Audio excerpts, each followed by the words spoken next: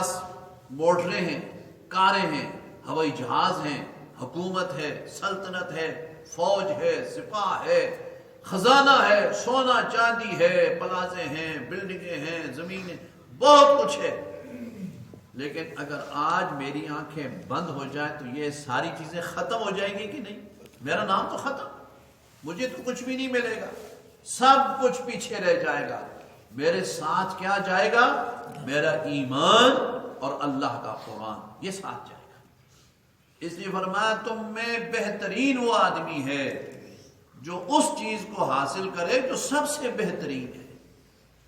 دیکھو نا جی، بعض لوگ ہوتے ہیں نا، یہ ہمارے دنیا کے معاملات ہیں نا، دنیا کے، کسی نے اچھے وقتوں میں یہاں پر زمینیں خرید لی، اچھے وقتوں میں سستا زمانہ تھا، کوئی ڈوگیاں چاہ کے دیا، کوئی پلازے بڑھا کے دے، کوئی ادھر ادھر مکان چاہ کے دے، سستا زمانہ تھا.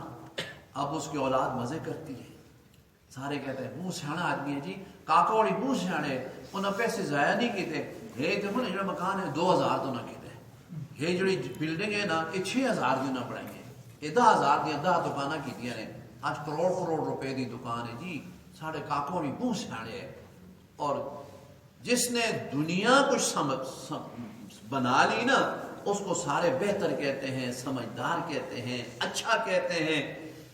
لیکن ہے سب فانی. کیوں؟ کاکوڑا کے فائدے جی، کاکوڑی تو کما کے پترا سے چھوڑ کے چلے گئے نا، وہ تو گئے مٹی بیچ مل گئے نہ. جو بڑے بڑیرے ہیں وہ سارے مار کے مٹی بیچ مل گئے کہ نہ مل گئے، وہ تو دنیا سے چلے گئے نا، ان کو تو کوئی فائدہ نہیں. وہ تو نہیں آ کے کہتے بیٹے سے ماشاء اللہ پترا نمی لینڈ کروزر کی دیا اور آن نما بھی طرح نال کھڑ.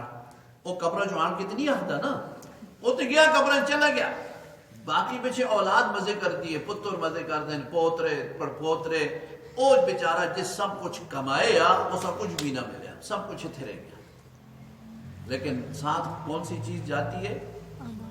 ایمان جاتا ہے، اعمال صالحہ جاتے ہیں، اللہ کا قرآن ساتھ جاتا ہے. یاد اس لیے سمجھدار کون ہے اس کائنات میں؟ سب سے زیادہ سمجھدار امت کا خیر خواہ وہ ہستی ہے جناب محمد الرسول اللہ صلی اللہ علیہ وسلم کی. اس لیے حضور نے امت کو فرمایا اے میری امت یاد رکھو، خیرکم، تم میں سب سے بہتر وہ ہے جو قرآن سیکھے اور قرآن سکھائے. یہ نہیں فرمایا تم میں سب سے بہتر وہ ہے جو پلازے بنائے، جو فیکٹریاں بنائے، اور جناب جو بڑے بڑے محلات کھڑے کرے، بڑی بڑی زمینوں کے سودے کرے، وہ بہت سمجھدار ہے. نہ، من تعلم القرآن وعلم، جو قرآن سیکھے اور قرآن سکھائے. تو جب بھائی ربیع الاول آتا ہے نا، ہم مسلمانوں کو چاہیے کہ ہم ہر ربیع الاول پر کوئی نہ کوئی ایک نیکی کا ایسا کام ڈھونڈ لیں جس میں ہم دل سے وعدہ کریں کہ انشاءاللہ اس سال ربیع الاول سے میں یہ کام کروں گا. کوئی ایک سنت لے لیا کرو، ایک سنت. آج دیکھو نا ہماری زندگی میں کتنے ربیع الاول گزرے، کتنے رمضان شریف گزرے، ہم نے کبھی اپنا قرآن ٹھیک پڑھنے کی کوشش نہیں کی، ہم نے حضور صلی اللہ علیہ وسلم کی کسی سنت پر عمل کرنے کا کوئی وعدہ نہیں کیا. آج اگر ہم ربیع الاول میں یہ وعدہ کریں دل سے اللہ کی ذات سے، اے اللہ میں اپنے محبوب صلی اللہ علیہ وسلم کی اس ربیع الاول میں کم از کم 5 سنتیں زندہ کروں گا، تو یہ بہتر ہے کہ نہیں بہتر؟ مثلا میں ہمیشہ کھانا بیٹھ کر کے کھاؤں گا، پانی بیٹھ کر کے پیوں گا، نماز با جماعت مسجد میں ادا کروں گا، ایام 20 کے روزے رکھوں گا. ہاں جی، اس طرح ایسی سنت عام. جو مشکل سنت ہے وہ تو مشکل ہے نا، ہمیں مشکل لگتی ہے، مشکل نہیں ہے.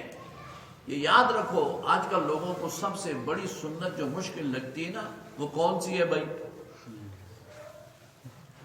یہ نا سب سے بڑی مشکل لوگوں کو سنت کون سی لگتی ہے؟ داڑھی شریف، داڑھی مبارک لوگوں کو سب سے مشکل لگتی ہے. کہ اور لوگ سمجھتے بھی ہیں کہ یہی اصل سنت یہی ہے. لیکن میں آپ کو صحیح عرض کرتا ہوں، آپ بالکل پریشان نہ ہو.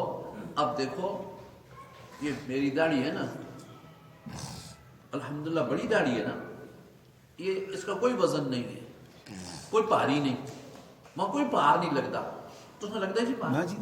کوئی بھاری نہیں ہے یہ سب تو ہلکی تھی. ہاں ذرا بھی بعض لوگ سمجھتے ہیں داڑھی ذرا بڑی کر کے تھی، اتنی بڑی داڑھی پتہ نہیں اتنی بڑی داڑھی چار کسی ٹو رکھسا کہ نہ ٹو رکھسا کار جلسا دے کے پتہ کہ ہو جلسی، کچھ بھی نہیں ہوتا. یہ یاد رکھو ہے ذرا، میں نے عرض کیا نا معاشرہ ہے نا ہمارا، ہے ذرا ہمیں مشکل لگتی ہے کہ حقیقت میں مشکل نہیں ہے. چلو اگر یہ مشکل لگتی ہے بھائی آسان بھی تو ہے نا. اب کھانا تو ہر بندہ کھاتا ہے نا، کھانے سے پہلے ہاتھ دھو لے، پانی ہر بندہ پیتا ہے، پانی 3 سانسوں میں پیے، بیٹھ کر کے پیے، پہلے بسم اللہ پڑھے، پڑھنے پینے کے بعد الحمدللہ کہے. یعنی جو آسان سنت ہے نا جی، اگر ہم ان پر بھی عمل کریں نا اور اس نیت سے کریں کہ یہ حضور صلی اللہ علیہ وسلم کی، میرے نبی کی سنت ہے، اللہ تعالیٰ بڑی مہربان ذات ہے، اللہ بڑا قدردان ہے، اللہ تعالیٰ اس کو بھی قبول فرما لے گا انشاءاللہ، یہ بھی رائے گاہ نہیں جائے گی. اس لیے ہر ربیع الاول میں یہ کوشش فرمایا کرو بھائی کہ 2 4 6 سنتیں ہم زندہ کر لیں. اور اس کے ساتھ ساتھ جو اہم بات آج کا جو موضوع میرے ذہن میں آیا وہ ہے تلاوت قرآن. آپ حضرات کوشش فرماؤ کہ قرآن و مجید صحیح پڑھنے کی کوشش کرو. آج دیکھو ہماری 60 70 سال کی زندگی گزر گئی، ہمیں قرآن و مجید صحیح پڑھنا نہیں آتا. آج اگر میں پوچھوں یا آپ خود سوچو کہ آخری 10 صورتوں میں سے ہمیں کتنی صورتیں آتی ہیں؟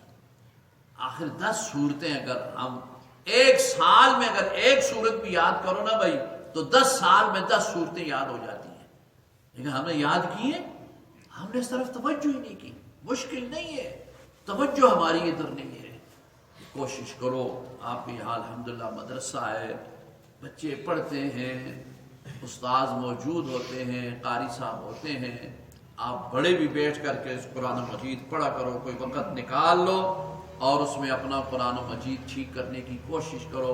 کم از کم چلو بھائی ہم اور نہیں کر سکتے تو اللہ کا قرآن ناظرہ تو ٹھیک پڑھ لے نا. کم از کم ناظرہ تو یاد نہیں کر سکتے ہیں تو ناظرہ تو پڑھنے کی کوشش کرنی چاہیے. آخر اللہ کا کلام ہے، ہمارے مذہب کی کتاب ہے. آج جھوٹے مذہب والے اپنی جھوٹی کتابوں کی تشہیر کرتے ہیں. یہودی وہ اپنی کتاب کی ہے نہیں ان کے پاس، مگر ویسے کو پرانے نسخے ادھر ادھر کر کے اور اپنی مردہ زبان عبرانی اس کو زندہ کرنے کی کوشش کر رہے ہیں. اسرائیل میں اکثر بورڈ اور اکثر چیزیں عبرانی زبان میں لکھی ہوتی ہیں. اور اسی طرح عیسائی وہ ان کے ہر سال نئے نئے ایڈیشن انجیل کے آتے ہیں. ہے سارا جھوٹ ہوتا ہے، تحریف شدہ. لیکن اس کو جو ان کا تحریف شدہ ہے نا اس کو بھی وہ دنیا میں پیش کرتے ہیں. اور مسلمانوں کے پاس حق سچ کی لا ریب لا شک کتاب اللہ کی موجود ہے، مسلمان کو وہ پڑھنی نہیں آتی. دیکھو نا، اگر کسی مسلمان کو ایسی جگہ پر جہاں غیر مسلم ہوں اور کسی مسلمان کے ساتھ دوستی ہو جائے اور وہ اس کو کہے کہ بھائی تمہارا مذہب بہت اچھا ہے، میں بھی مسلمان ہونا چاہتا ہوں، تو تم ایسا کرو مجھے اپنی مذہب کی کتاب تھوڑی سی پڑھاؤ تاکہ میں پڑھ کے کچھ سمجھوں کہ تمہارے مذہب کی کتاب میں کیا لکھا ہوا ہے. تو کیا ہمارا نوجوان، ہمارا بزرگ کسی کو قرآن پڑھا سکتا ہے؟ اب یہیں سے سوچ لو. اگر ہمیں کوئی کہے، میں بس بات عرض کرتا ہوں، اگر ہمیں کوئی کہے کہ جی میں مسلمان ہونا چاہتا ہوں لیکن اپنے مذہب کی کتاب مجھے تھوڑی سی ذرا پڑھا دو نا، ذرا سورہ بقرہ کے 2-4 رکوع پڑھا دو، مجھے ذرا سورہ ملک پڑھا دو، تو ہم میں سے کتنے ہوں گے جو اس کو کہیں گے آؤ بھائی میں پڑھاتا ہوں، پڑھو، اللہ کا قرآن ہے، میرے مذہب کی کتاب ہے، 1400 سال سے ہمارے نبی پر 1450 سال سے نازل ہوئی ہے، ہمارے اندر حافظ ہوتے ہیں، قاری ہوتے ہیں، میں بھی مسلمان ہوں، آؤ میں تمہیں پڑھاتا ہوں. اگر بھائی ہم میں سے کوئی پڑھا لے تو بڑی خوش قسمتی کی بات ہے.